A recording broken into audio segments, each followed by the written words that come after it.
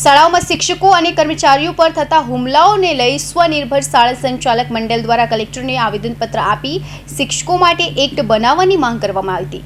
સુરતમાં સ્વનિર્ભર શાળા સંચાલક મંડળ દ્વારા કલેક્ટરને આવેદનપત્ર અપાયું હતું। શાળાના કર્મચારી અને શિક્ષકો પર થયેલી હિચકારા હુમલા મામલે કલેક્ટરને આવેદનપત્ર આપી જણાવાયું હતું કે ડોક્ટરો માટે એક્ટ બનાવ્યો તેમ શિક્ષકો માટે એક્ટ બનાવવામાં આવે તેવી માંગ કરવામાં આવી છે।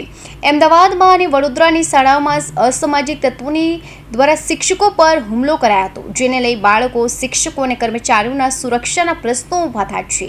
ત્યારે શિક્ષકો અને સ્કૂલમાં સુરક્ષા મળે તે માટે રજૂઆત કરવામાં આવી હતી, તો આવેદનપત્ર આપવા મોટી સંખ્યામાં સ્કૂલ સંચાલકો હાજર રહ્યા હતા। અમદાવાદમાં એક શાળાની અંદર આચાર્ય ઉપર એલસી લેવાની બાબતમાં એક વાલી દ્વારા જે છરી દ્વારા હુમલો કરવામાં આવ્યો છે એને અમે સખત શબ્દોમાં વખોડી કાઢીએ છીએ।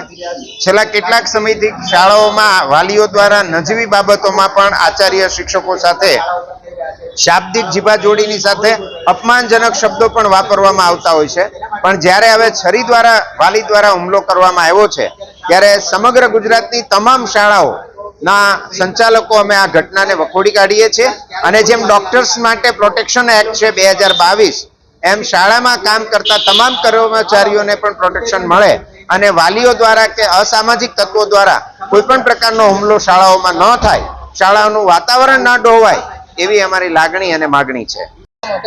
આજે સ્વનિર્ભર શાળા સંચાલક મંડળ આખા ગુજરાતમાં તમામ જિલ્લાઓમાં અત્યારે આવેદનપત્ર આપી રહ્યું છે। શાળાની સુરક્ષામાં કેવી રીતે વધારો થાય, જે હિંસાત્મક હુમલાઓ થઈ રહ્યા છે શાળાના શિક્ષકો ઉપર, અમદાવાદ વડોદરાની ઘટનાઓને ધ્યાનમાં રાખીને ભવિષ્યમાં આવી કોઈ ઘટના ન બને, આવી ઘાતકી પ્રયાસો ન થાય તેના માટે અમે પ્રિવેન્શન એક્ટ, જેને કહેવાય છે પ્રોટેક્શન એક્ટ, જેમ ડોક્ટર્સ માટે બનાવવામાં આવ્યો છે તેવો એક શાળાઓની સુરક્ષા માટે બનાવવામાં આવે, જેથી ભારતનું ભવિષ્ય સારી રીતે ઘડી શકાય।